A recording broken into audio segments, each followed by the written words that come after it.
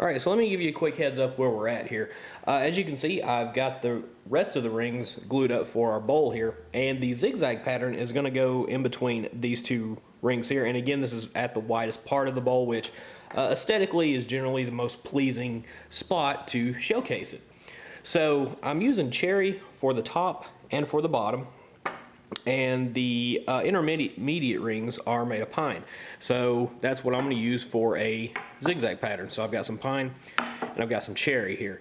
Now we need 48 inches of length to make our pattern. Now if you can glue that up as one continuous piece, by all means go ahead. If you have to do two pieces, that's fine as well, and that's what I'm going to do. I'm going to do two smaller pieces around 24 inches give or take. And if you have a planer, this is definitely the time to use it. If your wood, especially the stripe itself, is inconsistent, that's really going to show up when you start cutting and then having to splice the pieces back together to make your pattern. Basically, it's almost like looking at a picture frame, and that if the miters are off a little bit, it really stands out. So we are doing a lot of miters going all the way around this. So definitely run through a planer. If you have a thickness sander, that's also a good option. So I'm going to start machining this wood down, and we'll see you in a minute.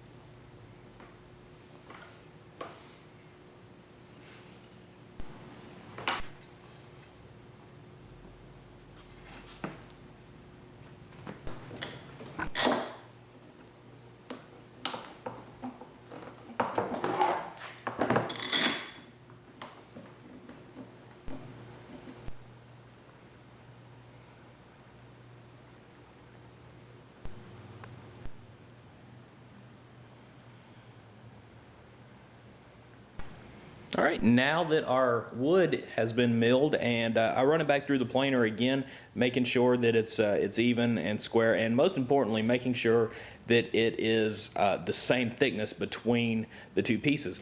And one thing I probably should point out, if you remember, we need 48 inches, and that was if we were doing a single one-piece assembly.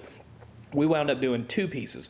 So we need to add a little bit more. Instead of cutting that in half and saying we need two 24 pieces, we need, say, two 32-inch pieces, give or take. And again, that is because we need something to hold on to as we are cutting it. So what I want to show you now is how to figure out this angle here. And the easiest way of doing that is with an adjustable angle finder.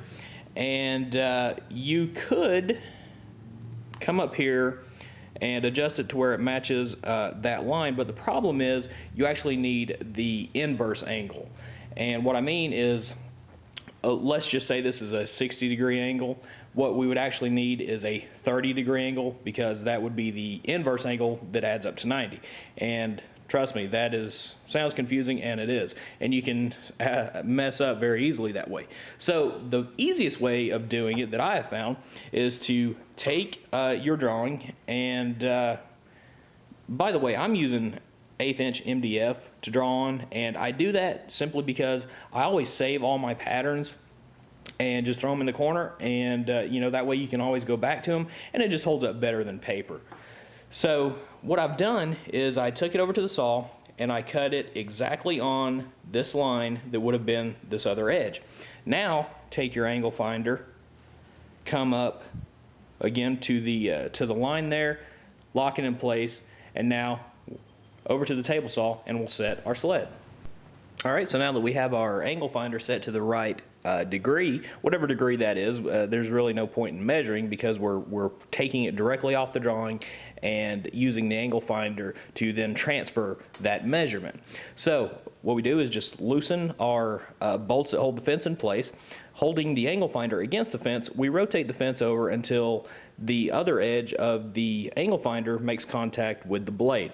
And make sure that you're on the flat part of the blade and not on one of the teeth, because that would throw it off. So with that done, we lock it back in place and we're just about ready to cut. The only other thing we have to do is establish the proper length per segment. So if we look back at our original design, what we have to do is figure out how long of a piece we need. Now, you do not want to measure straight across. That will give you an improper length. What we want to do is measure along the length of that stripe, and that's going to be at a slight angle, of course. And that number was 1 3/8 inches.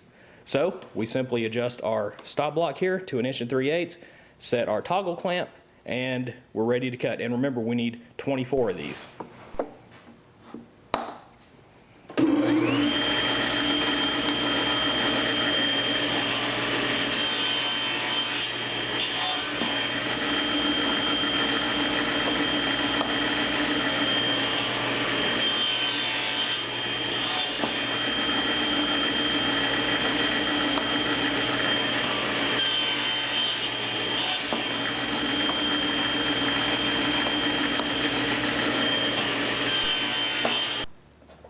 Now, if you were paying close attention, what you may have noticed is that these pieces are all cut with parallel sides. Typically in segmented turning, what we do is we will make our first cut, flip it over, come down, lock it in place, make our second cut, and that'll give us a wedge shape. Well, if we do that here, that's going to give us a circle, and that's not what we're going for. So to give you a little idea of what we are trying to do, if we take these pieces here and we simply take every other one and flip it, you can see our pattern start to emerge from it. So again, we have to do this 24 more times, and then we're going to start gluing them together, and eventually we'll wind up with our zigzag pattern. Okay, so now that the pieces are cut, we're ready to move on. And one thing I want to mention, if you have enough material left to safely cut a few extra pieces, it's always a good idea to have them on hand. No matter how hard we try, sometimes there is an error in our work. I mean, let's face it. So it may be that the miter doesn't line up exactly the way you want. Maybe the wood grain just doesn't agree with you on that particular piece. It could be a number of things. So it's always a good idea to keep them on hand. So if something doesn't work out, you could just take that piece, grab another one of the extras that you cut, and keep working.